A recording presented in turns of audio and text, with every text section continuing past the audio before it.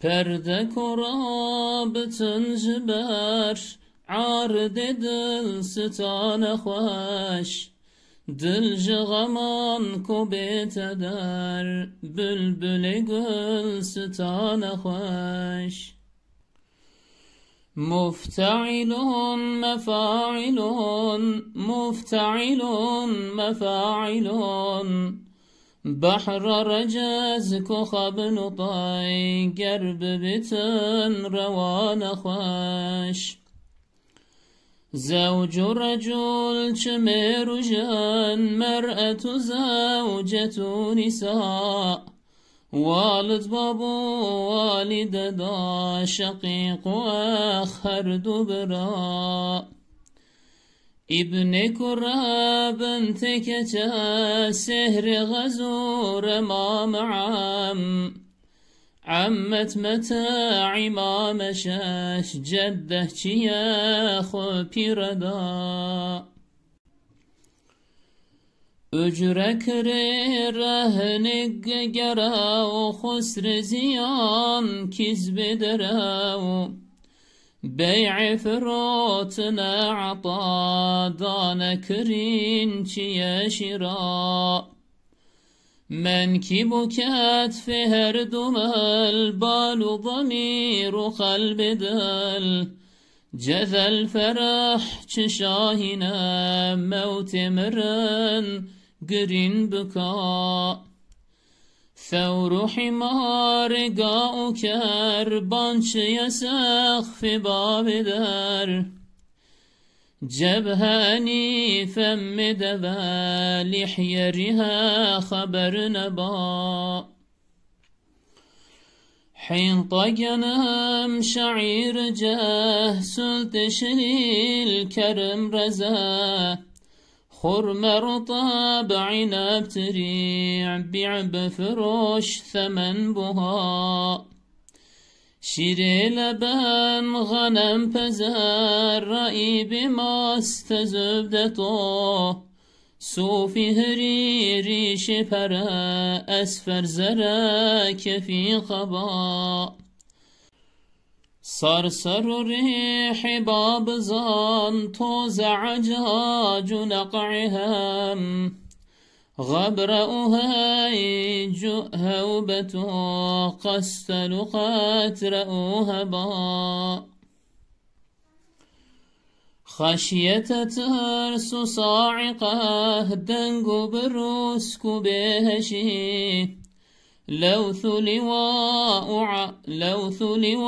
علامة بث غما هم أشرا خرس درو مخيد طاو بتش يقاز قبجكاو شت كنار نهر جو لوح سكاك جو هوا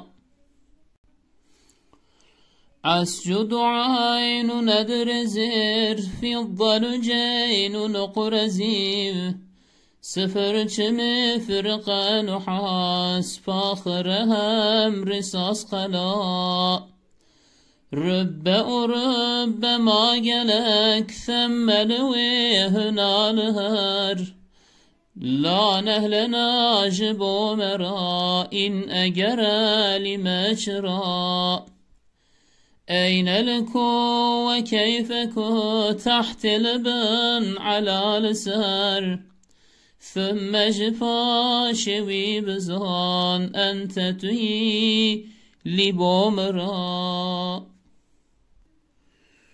بسم الله الرحمن الرحيم. الحمد لله رب العالمين، وأفضل الصلاة وأتم التسليم على سيدنا محمد وعلى آله وصحبه أجمعين. اللهم أخرجنا من ظلمات الوهم وأكرمنا بنور الفهم وافتح علينا بمعرفة العلم وسهل أخلاقنا بالحلم واجعلنا ممن يستمعون القول فيتبعون أحسنه. Aziz kardeşlerim, hepinizi Allah'ın selamıyla selamlıyorum. Bugün Rabbimizin izniyle bu dersimizde ikinci konuyu işleyeceğiz. İkinci konuyu aynen birinci konuda olduğu gibi yine Ahmed-i Khani Rahimahullah aruzun yine bir çeşidini kullanarak, hangi çeşidini kullanmış? Bahri Recez çeşidini kullanarak bu ikinci konusuna girmiş ve kitabın da asıl konusu olan yani kitap Arapça, Kürtçe sözlük demiştik. Dolayısıyla giriş ve birinci kısımda konuya girmedi. Şimdi kitabın ikinci konusu olan bu dersimizde biz Allah'ın izniyle sözlüklere, lügat kısmına gireceğiz. Fakat bundan önce diğer konunun başında da olduğu gibi Ahmed Khani yine bazı duygularını, bazı tavsiye ya da nasihatlerini dile getirerek giriş yapıyor ve şu şekilde devam ediyor. Perde ko rabıtın jiber, eğer perde kalkarsa arıde dilsitane hoş, mahbubun yüzünden güzel olur diyor. Arıt yüzünden, dilsitane mahbubun, Habibin yüzünden hoş, güzel olur. Yani mahbubun yüzündeki perde kalkarsa güzel olur. Ne güzel olur diyor. Mahbubu biz Hak Teala'yı burada tasavvur edelim. Hak Teala Allah'ın izni ve inayetiyle cennette müminlere görünecek. Belki onu kastediyordur. Rahimehullah Ahmed Khani. İşte perde ko rabıtın jiber arıde dilsitane, biraz da bu Farsça karışımı bir bir beyit. Eğer perde mahbubun yüzünden kalkarsa güzel olur. Dil jıgaman ko beyt eder. Dil gönül, jıgaman dert kederden ko beyt eder uzaklaşırsa, yani dert keder gönülden çıkarsa bülbül-i gülsitane hoş. O zaman Gülistan'a giren bülbül gibi güzel olur gönül.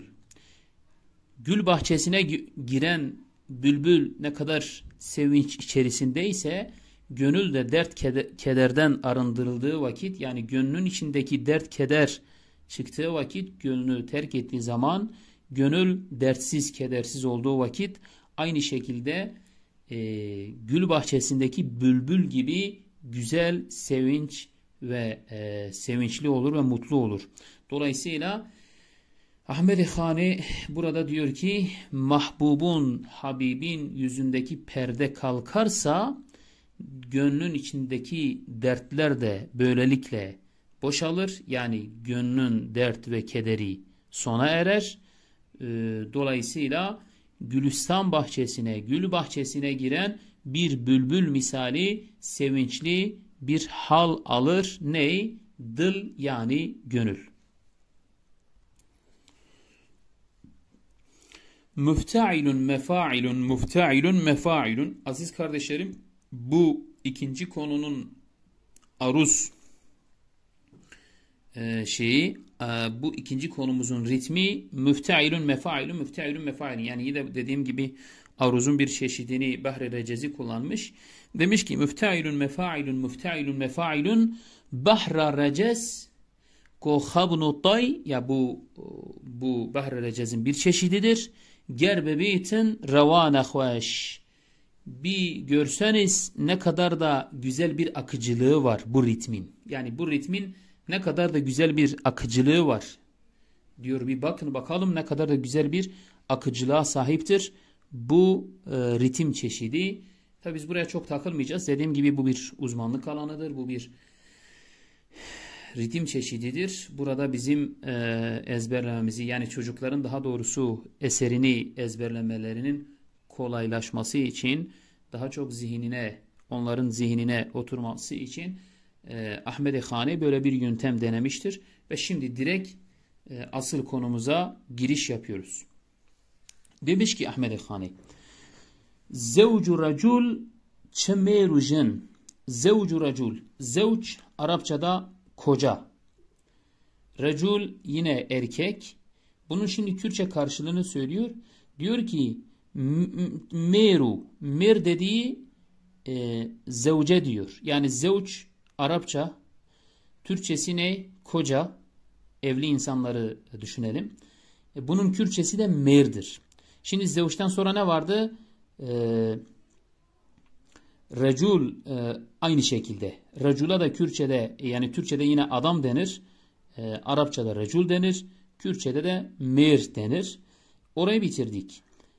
İkincisine devam ediyoruz. Jın ise jın, mer'etu zevcetu nisa. Yani jın Kürtçe jın. Arapçada, Türkçe'de kadın.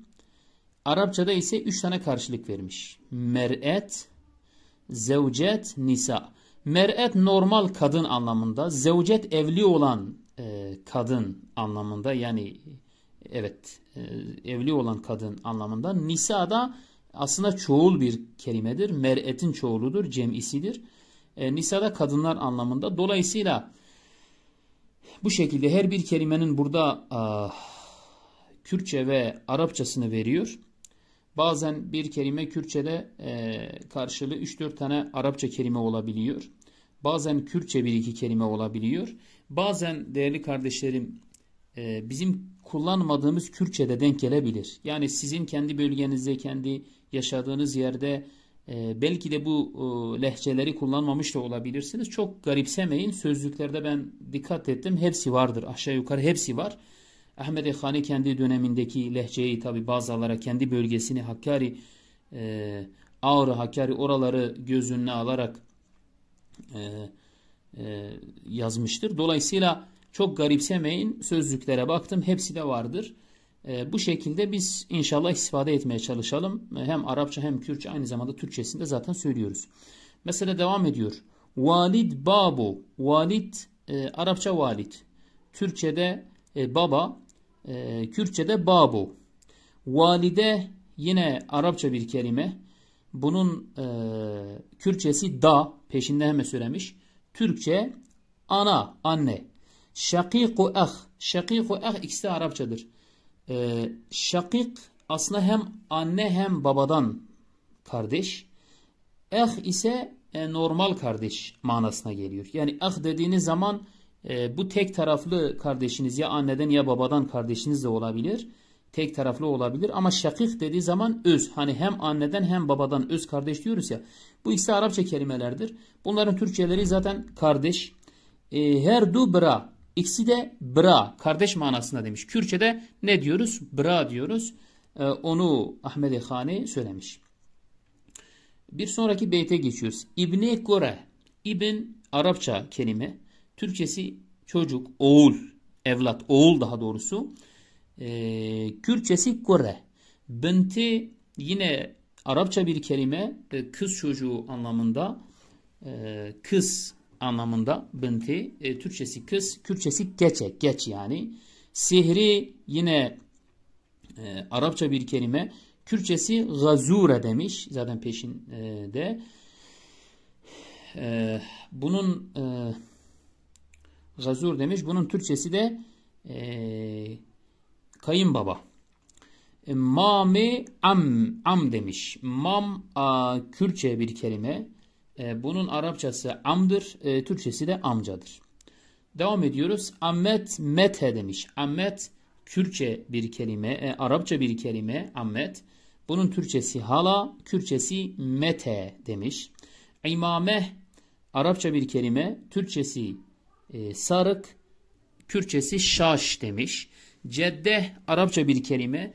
Türkçesi nene. Yani bu hem babanızın annesi hem de annenizin annesi anlamında bir kelime.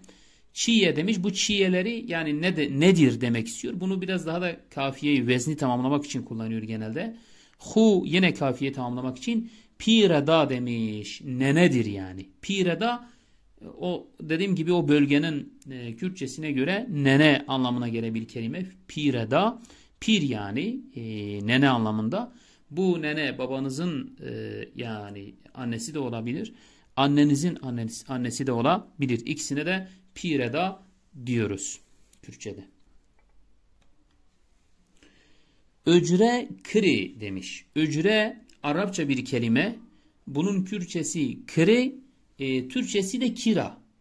Kira. Yani mesela bir evinizi kira verirsiniz, bir arabanızı kira verirsiniz. Buna ne dersiniz? Kira dersiniz. İşte bunun Arapçası ücre, Türkçesi kira, Kürtçesi kri. Rehni Arapça bir kelime, rehn. Kürtçesi gerev. Tabi bu gerevi biz kullanmıyoruz ama o bölgede kullanılan bir kelime. Gerev. Bunun Türkçesi ne? Türkçesi rehine. Yani bir alışveriş yaptığınız vakit evet, birinize malınızı misal diyorum verdiğiniz vakit, borç ya da başka şekil verdiğinizde teminat olarak ondan bir şeyler alırsınız yanınıza. İşte bu nedir? Bu Arapçada rehen, Türkçe rehine belki dersiniz. Kürtçede de gerev demiş. Husre ziyan. Husr zarar anlamında. Zarar ziyan deriz ya. Türkçede de aslında bu kullanılıyor. Husre Arapça, Türkçesi zarar, Kürtçesi ziyan demiş. Kizbe Arapça, Türkçesi yalan, Kürtçesi derev demiş. Ve normalde Kürtçe Arapça söylüyor. Biz bir de Türkçe anlattığımız için 3'e çıkarıyoruz. 3 anlam veriyoruz. Bey'e frotene. Bey' Arapça bir kelime. Bunun Kürtçesi frotene.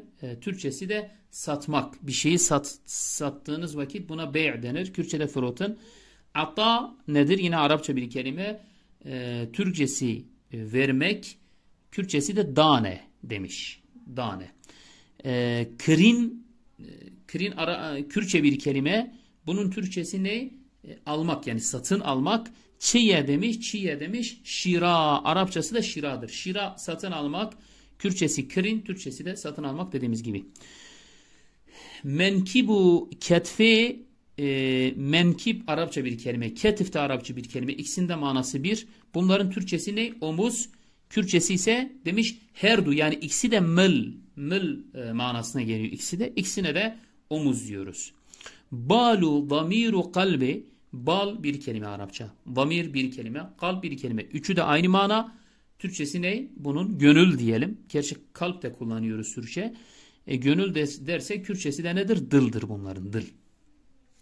Cezel ferah çı demiş, bunlar nedir? Cezel ile ferah Arapça kelimeler. Şahine sevinçtir yani. Sevinç. Kürtçesi şahi, Türkçesi sevinç, Arapçası cezel ferah. Mevte mırın. Mevt Arapça biliyorsunuz. Bunun Kürtçesi mırın, Türkçesi de ölüm. Green yine Kürtçe, yani bir sonraki kelimenin aslında açıklamasıdır. Green buka demiş. Yani buka Arapça bir kelime, green Kürtçe, Türkçesi de ağlamak. Thevru himar. Thevr öküzdür. Arapça bir kelime. Himar yine Arapça bir kelime, eşek anlamında.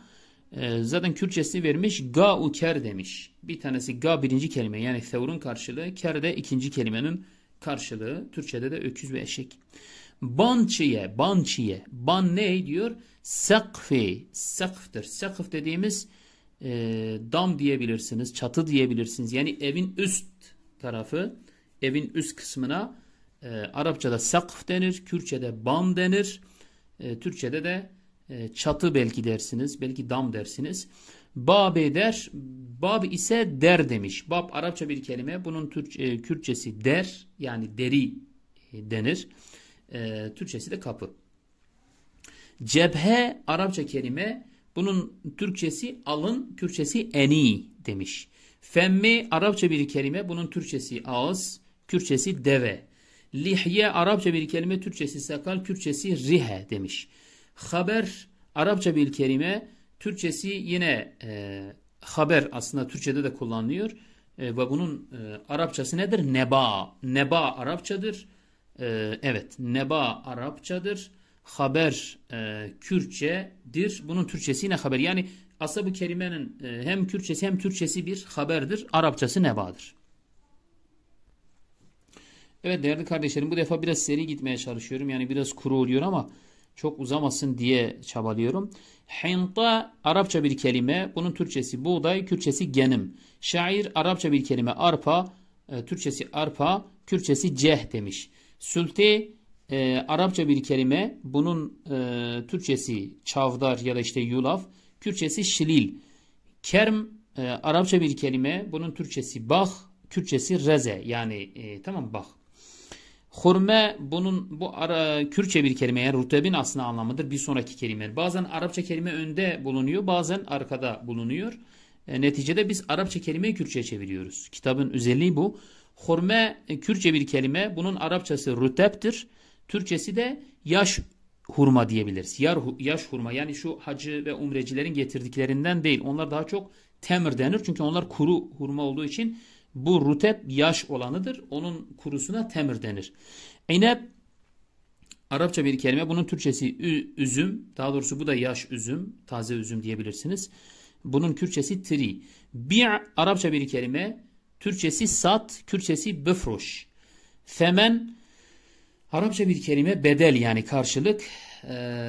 Bunun Türkçesi belki bedel diyebilirsiniz. Değer, para yani. Kürtçesi buha demiş. Şire, leben. Aslında sonraki kelimenin anlamı burada öne geçmiş. Tabi dedim yani kafiye tamamlamak için rahimehullah Ahmed-i Hani bazen Arapça kelimeyi önde bulunduruyor. Bazen arkada. Fark etmiyor. O kafiye özelliğinden dolayı oluyor. Şire, leben. Leben Arapça bir kelime. Bunun Türkçesi süt, Kürtçesi şiir. Ganem Kürtçe. Bunun ganem Arapça bir kelime. Bunun Türkçesi koyun, Kürtçesi peze demiş. Raib Arapça bir kelime. Türkçesi yoğurt, Kürtçesi maste demiş. Zübde Arapça bir kelime. Türkçesi kaymak, Kürtçesi do. Sufi Arapça bir kelime. Kürtçesi herin, Türkçesi yün. Rişi Rişi Arapça bir kelime. Bunun Türkçesi tüy ya da kanat diyebilirsiniz. Kürtçesi pere. Esfer Arapça bir kelime. Bunun Türkçesi sarı, Kürtçe zere. Kefi Kürtçe. Neyin Kürtçesi bu? Kaba var ya, kaba. Yani kaba bu dış elbise. Aslında belki palto, kaban diyebilirsiniz. Yani dışarıya çıktığınız vakit diğer elbise, normal üstlerinizin üstünde giydiğiniz geniş, bol olan elbiseye kullanılan bir kavram. Kaba. Bunun Kürtçesi kefi, Türkçesi de belki kaban ya da palto diyebilirsiniz. Sarsarurih. Bunların tabi sarsarurih bunun Türkçesi rüzgar, Kürtçesi bağ demiş. Bızan, yani bu şekilde bir bağ. Tabi bunlar arasında ufak tefek farklar olabilir. Yani bu rüzgarın işte kasırgası olur, şuyu olur, buyu olur, normali olur. Tamam mı? Bunların ufak tefek farkları olabilir ama kabasıyla Ahmed-i Hani bizlere öğretiyor. Toze demiş. Toz ise tabi toz hem Kürtçe toz deriz hem Türkçe'de de toz denir. Bunun birçok karşılığı varmış. Bakınız, dikkat edin. Acacu bir, nak'i iki, hem yani hem de demek istiyor. Atıf, bağlaç gibi. Gabreh mesela var. O heyc var. Hebvet var. Kastal var. Katre var.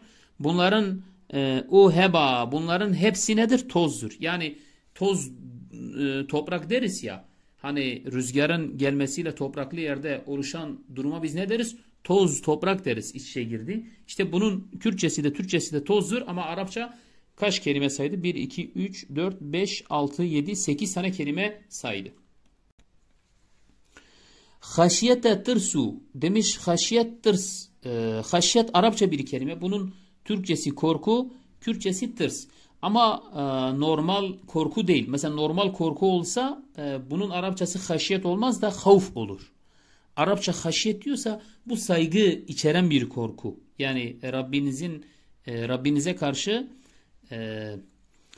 yani saygı içerikli bir korku. Onun size kızmasını, onu kıracağınızdan ötürü bir korku, bir endişe taşımanıza haşiyet denir. Dolayısıyla normal bildiğimiz korku, sıradan bir yırtıcı bir hayvandan korkarcasına olan korku değil. Ona havf denir.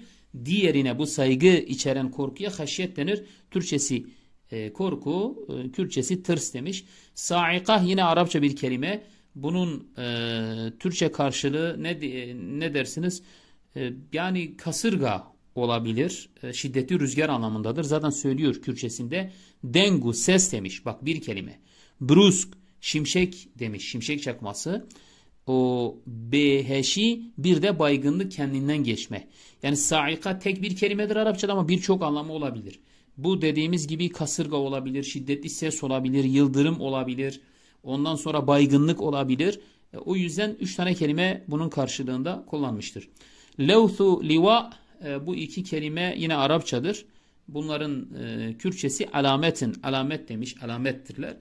Türkçesi de öyle, işaret, alamet, simge, tamam mı? Bethi gamın demiş. Bethi Gamın ama tek gam değil. Yani beth Arapça bir kelime. Kürtçesi gamın, keder, dert, keder. Türkçesi yine üzüntü. Ama tek bu değil. Hem eşkera diyor hem de eşkera yani yaymak. Tamam mı? Yaymak. Ondan sonra açığa çıkarmak. Evet, açığa vurmak. Bir şeyleri açığa vurmak. Bir şeyleri neşretmek, yaymak. O anlama da gelir. Gam, dert, keder anlamına da geliyor. Evet, beth Arapça bir kelime. Bunun Türkçe karşılığı olarak Kürtçe'de olduğu gibi Türkçe'de de iki anlam verebiliriz. Ya gamın deriz, dert, keder manasında gelir. Ya da açığa vurmak, açığa çıkarmak, yaymak, neşretmek anlamına da gelebiliyor. Hırsi derev demiş. Hırs yine Arapça bir kelime. Aslında ben sözlüğe baktım, kesreyle değil de hi, yani ha'nın kesresiyle değil de fethasıyla yalan anlamına geliyor. Burada kesreyle dapt etmiş. Allahu alem diyelim. Ama ben sözlüğe baktım, hars olduğu vakit yalan anlamına geliyor. Burada hırs demiş. Öyle bilelim yani. Hars Arapça bir kelime. Türkçesi iftira. Yalan yani. Kürtçesi derev. Tabi değerli arkadaşlarım, bu kelimeler için sözlüğe baktığınız vakit tek bir anlam sizin karşınıza çıkmayacak. Birçok anlam çıkacak ama bu söylediklerimiz de vardır yani. Ben de bunların büyük bir kısmına baktım. Çünkü Arapça çok zengin bir dil. Kelimeler de hakeza. Bir kelimenin birçok anlamı olabilir. Ama Seydan'ın burada kullandığı anlamların tamamı da var. Mahit Arapça bir kelime. Bunun Kürtçesi dev, Türkçesi ayran. Bet Arapça bir kelime. Çiye demiş. Betçiye yani nedir demiş. Arapça bir kelime. Bunun Türkçesi ördek, Kürtçesi kaze. Kabca Arapça bir kelime. Bunun Türkçesi keklik, Kürtçesi gev demiş. Şetti Arapça bir kelime. Evet, kenar anlamında. Türkçesi kenar, Kürtçesi de kenare demiş. Kenar yani Kürtçede de kenar anlam kullanıyor. Türkçede de aynı şekilde. Nehir Arapça bir kelime. Bunun Türkçesi de aslında nehir, çay, ark denebilir. Su arkı mesela, su kanalı. Kürtçe demiş cu yani cuha avi mesela deriz ya, su kanalı. İşte bu nehir cu anlamında da kullanılıyor. Kürtçe'de cu denir. Arapça'da Türkçe'de nehir de denebilir ya da çay mesela denebilir. Su arkı denebilir. Levhu suka cev 3 kelime. Bunlar Arapça. Levh 1, sukaku 2, cev 3. Bunların üçü de hava anlamındadır. Yani Kürtçesi hava, Türkçe'de aslında hava. Hava boşluğu, yerle gök arasındaki hava boşluğuna Araplar levhu sukaku cev diyorlar. Asşudu aynu nedir zir. Bu üç kelime yani asşud bir, ayn 2, nedir 3. Bunların üçü de Arapça kelimeleridir. Türkçesi altın, Kürtçesi zir. Aslında bunlar Arapça kelimeler ama bugün yoğunlukta kullanılan kelime bunların yerine zehebdir. Zeheb yani. Zeheb dediğiniz zaman altın anlamına geliyor. Burada onu kullanmamış. Asşud demiş. Sözlüklere baktım. Gerçekten isabetli kelimeler. Ayn ve nadır. Bunlar üç kelime Arapça kelimeler. Türkçeleri altın, Kürtçeleri zir. Fidda yine Arapça kelime. Bu yine günümüzde de çok kullanılan bir kelime. Bunun Türkçesi gümüş. Evet, Kürtçesi lüceynun fidde 1. Lüceyn 2, nokra 3. Bu 3 Arapça kelime, altında da olduğu gibi 3 tane Arapça kelime kullanıyor. Bunların Türkçesi gümüş, Kürtçesi ziv. Evet, sıfır nedir demiş mifrika. Yani mifrika. Sıfır Arapça bir kelime. Kürtçesi mifrika. Bunun Türkçesi neydi? Evet değerli kardeşlerim, nuhas Arapça kelime. Türkçesi ne? Pakır. Kürtçesi yine pahıra demiş. Kürtçe ile Türkçe birbirine yakın burada. Hem risas nedir? Hani kurşun diyoruz ya, kurşunlamak. Kurşunlama daha doğrusu. Kala bunun neyi? Bunun Kürtçesi kaladır. Risas'ın Kürtçesi kala. Türkçesi belki kurşunlama diyebiliriz. Ondan sonra rübbema bunlar Arapça kelimeler. Türkçesi çoğu zaman. Tamam. Kürtçesi yine gelek demiş. Femme Arapça kelime. Türkçesi orada. Kürtçesi lewe demiş. Hüna Arapça kelime. Türkçesi burada. Kürtçesi lehir ya da lıvır denebilir. Lehçeler arası biraz fark olabilir. La Arapça la, Türkçesi hayır. Kürtçe neh ya da na diyoruz. Lena Arapça bir kelime, Türkçesi bize, Kürtçesi jibo mera demiş. İn Arapça bir kelime, Türkçesi eğer yani yumuşak ye. Eğer, Kürtçesi egere demiş. Lime Arapça bir kelime, Türkçesi niçin, Kürtçesi çıra demiş.